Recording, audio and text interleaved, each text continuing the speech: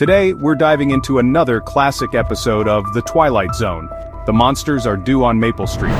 If you're interested in more Twilight Zone recaps and analysis, be sure to check out the playlists on the channel. Now, let's get into it. Maple Street, USA. A typical suburban neighborhood on a warm afternoon. Children play in the yards, neighbors water their lawns. It's the picture of calm, friendly living. But in the Twilight Zone, nothing stays ordinary for long. Without warning, a strange flash of light crosses the sky, followed by a low rumble.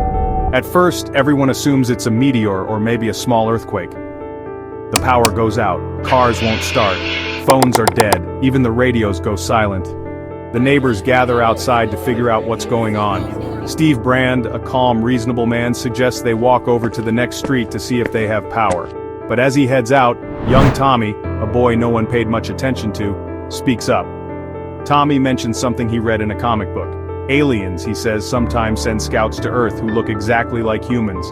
They blend in, pretending to be neighbors, friends, until the time is right. At first, the adults laugh it off.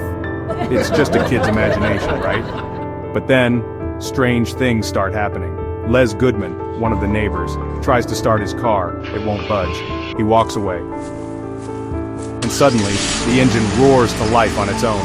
The crowd turns to look. Why Les? Why now? Whispers begin. Maybe Les knows more than he's letting on. Maybe he's not one of them. Les insists he's innocent, but the damage is done. The seed of doubt has been planted. Later, when Les steps onto his porch at night to look at the stars, something he often does, people notice. They start to wonder, why would someone stare at the sky unless he was signaling something? Soon, a mob forms outside his house, demanding answers. But Les fights back, calling out the absurdity of it all. He warns them that fear is turning neighbor against neighbor. Still, the suspicion spreads. Tension reaches a breaking point when another figure is seen approaching in the dark. The crowd, already on edge, assumes the worst. Charlie, another neighbor, panics and grabs a shotgun. Without thinking, he fires. When the figure collapses, they realize, too late, it's Pete Van Horn, another neighbor who had gone to check the next street. Charlie has killed an innocent man. Horrified, the neighbors now turn on him.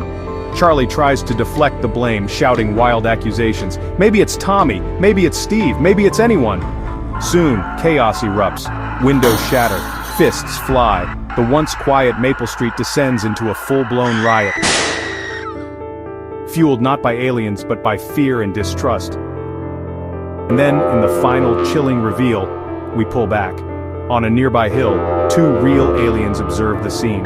Calmly, they discuss how easy it is to conquer humans. No weapons needed, no armies, just a few small disruptions, a power outage, a stalled car, and human beings destroy themselves.